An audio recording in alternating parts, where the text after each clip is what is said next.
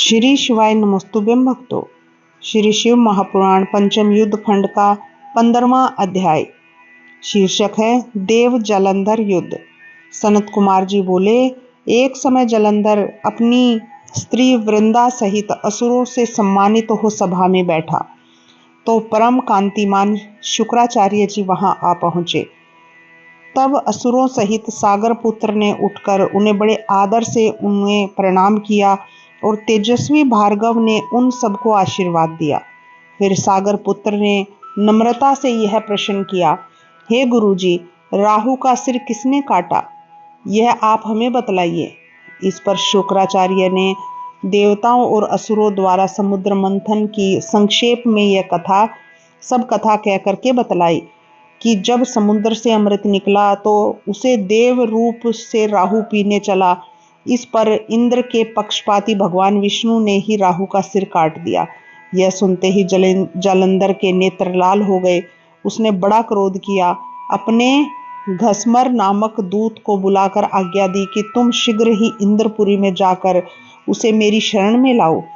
वह शीघ्र ही इंद्र की सुधर्मा नामक सभा में जा पहुंचा और कहा, हे देवताधम, तुमने समुद्र को क्यों मथा और मेरे पिता के सब रत्नों को क्यों ले लिया है? यदि तू अपना भला चाहे तो उन सब रत्नों सहित देवताओं के साथ मेरी शरण में आ, अन्यथा हे सुराधम, तेरे लिए यह बड़ा भय होगा कि मैं सत्य कहता हूं कि तेरा राज्य का विध्वंस हो जाएगा।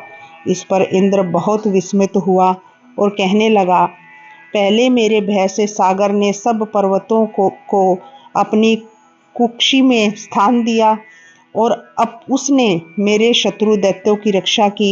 इस कारण से मैंने उसके सब रत्न हरण किए हैं। मेरा द्रोही सुखी नहीं रह सकता। इस प्रकार सागर के पहले पुत्र शंखासुर ने भी मेरी शत्रुता की थी, जिस पापी को मेरे छोटे भाई हरि ने मार डाला। इस कारण हे दूत, तुम शीघ्र जाकर समुद्र मंथन का यह वृत्तांत उसे सुनाओ। इंद्र की ऐसी बात सुनकर वह दूत शीघ्र ही जालंधर के पास आया और सब बातें कह सुनाई। उसे सुनते ही वह दैत्य मारे क्रोध के अपने ओष्ठ फड़फड़ाने लगा और देवताओं को जीतने के लिए उसने उद्योग आरंभ किया। फिर तो सब दिशाओं और पाताल से करोड़ों करोड़ों दैत्य आने लगे। अमरावती छोड़ देवता उससे युद्ध करने चले। भयानक मारकाट हुई। असुरों के गुरु आचार्य शुक्र अपनी मृत संजीवनी विद्या और देवगुरु बृहस्पति द्रोणागिरी से औषधि लाकर उनको जियाते रहे, जिंदा करते रहे।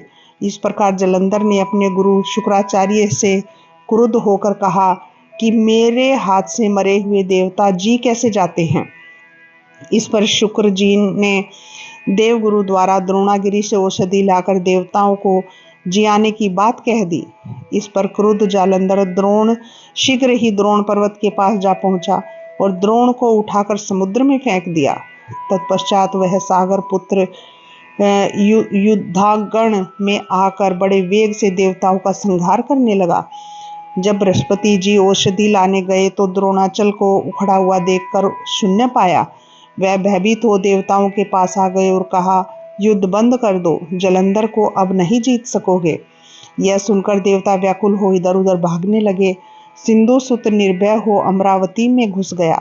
इंद्र आदि सभी देवताओं ने गुफाओं की शरण ली। जालंधर अपने शुभ शंभु आदि वीर दैत्यों द्वारा भागे हुए इंद्र आदि की खोज कराने लगा और स्वयं भी मेरु आदि में उन्हें खोजने लगा। इस प्रकार श्री शिव महापुराण पंचम युद्ध खंड का 15वां अध्याय समाप्त होता है। श्री शिवाय नमस्तुभ्यं भक्तों।